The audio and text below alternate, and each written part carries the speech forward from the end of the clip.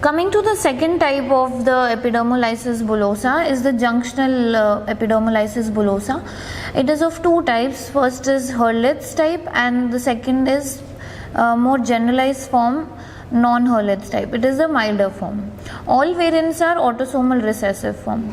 Now all forms of JEB are characterized by blister formation within the lamina lucida. As we can appreciate here, lamina densa remains firmly attached to the dermis, which forms the base of the blister cavity. Subbasal dense plates and anchoring filaments are absent in both subtypes. Now Hurlitz's type, that is the more severe type, is the Hurlitz's mutation of laminin 332, and the non-Hurlitz's JEB is due to mutation of laminin 332 or collagen 17A1. Now patients with Hurlitz's JEB have anemia, failure to thrive and death due to septicemia, and death can occur any time in infancy. Blistering and erosions are present at or soon after birth. The whole skin is extremely fragile. Lifting and turning of the baby can cause extensive blistering and peeling away of the epidermis. The eroded areas are very slow to heal. There is development of granulation tissue, specifically around the perioral and occipital granulation tissue. These can also be present around the nail folds, leading to shedding of the nails. There is hoarseness and stridor. There can also be GIT and gut involvement, leading to urethral meatal stenosis, urinary retention, hyponephrosis, bladder hypertrophy, squamous cell carcinoma. 40% of the patients die in the first year, and most of the patients die within first 5 years. So it is a very severe type of condition. So we can see granulation tissue. This is junctional EB, Hurlitz's type. Granulation tissue around the mouth, around the nail folds, leading to dystrophy of nails. Similar features in non-Hurlitz's, but better survival and less granulation tissue, and overall a better prognosis.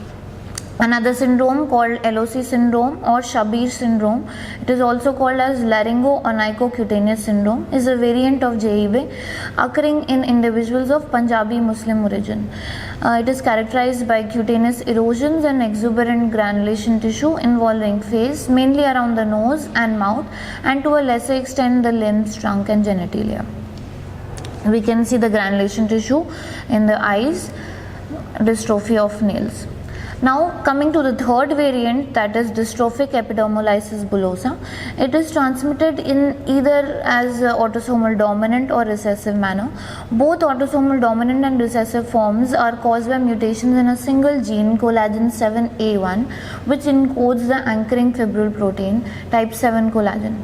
It is characterized by skin fragility, blistering, scarring, nail changes and milia formation. Ultrastructurally, the level of blistering or tissue cleavage in all dystrophic forms is immediately below the lamina densa of the epidermal basement membrane. This is of two types, dominant, which is the milder form, and the recessive is a much more severe form.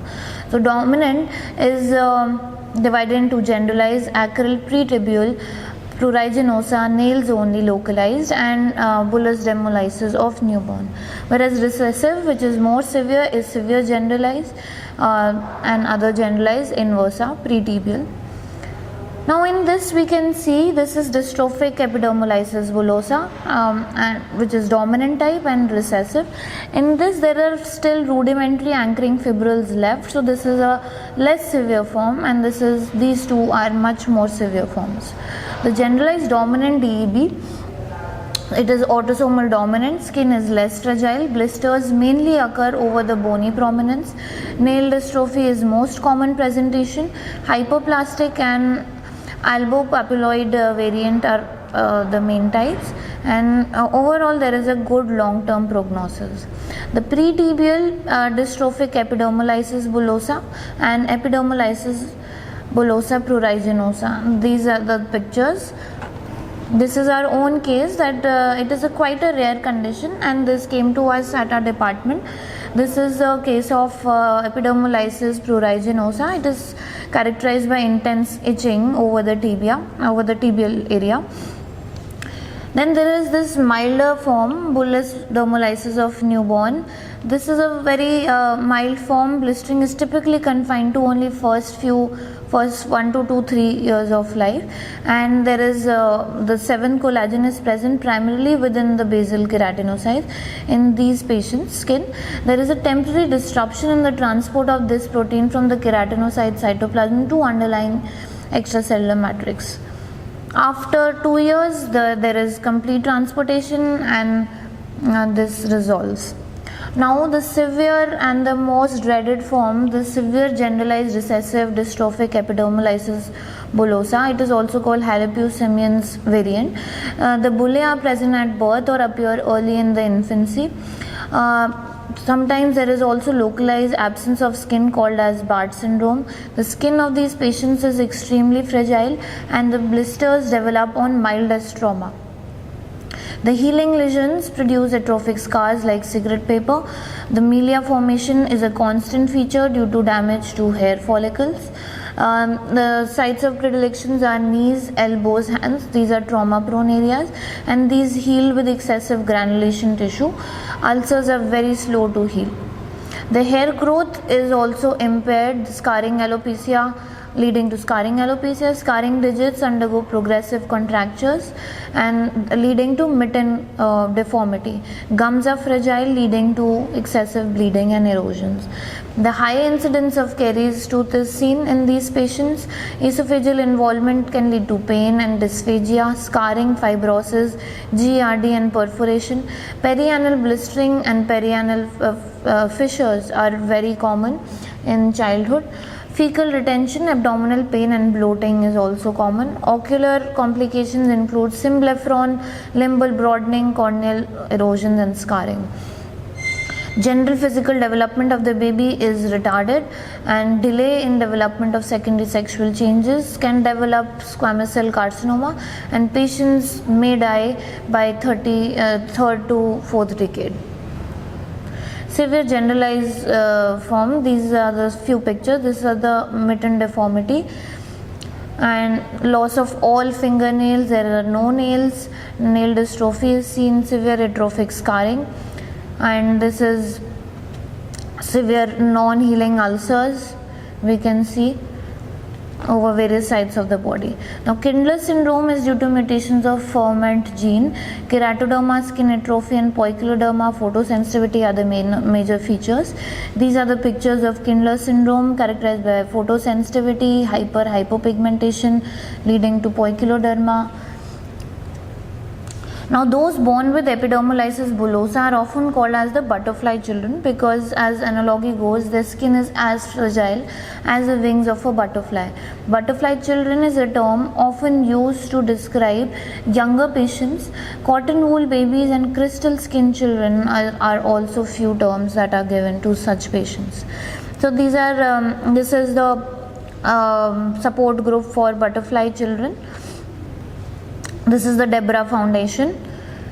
So how is the diagnosis possible? First of all, clinical, then skin biopsy, electron microscopy, molecular diagnosis and antigen mapping. So skin biopsy shows the subepidermal bulla. Now what is the treatment? Effective gene therapy may become a reality for at least some forms of EB. Injection of either human type 7 collagen or normal allogenic fibroblasts into a mouse grafted with type 7 collagen deficient recessive DEB skin can result in increased deposition of these proteins. Prenatal diagnosis, fetoscopy, CVS amniocentesis can also help us to early diagnose this condition. The aim of treatment is prevention of trauma and new blisters, prevention and treatment of infection, nutritional support, management of extracutaneous complication, psychological support, and it is usually a team work. Now wound care is of utmost importance, and dressing materials like hydrocolloids, lipidocolloids, silicone foam, collagen based artificial skin substitutes, bioengineered skin products, these are many of the common dressing materials. There is not much role of steroids, but these days thalidomide, cyclosporin and tetracycline are used.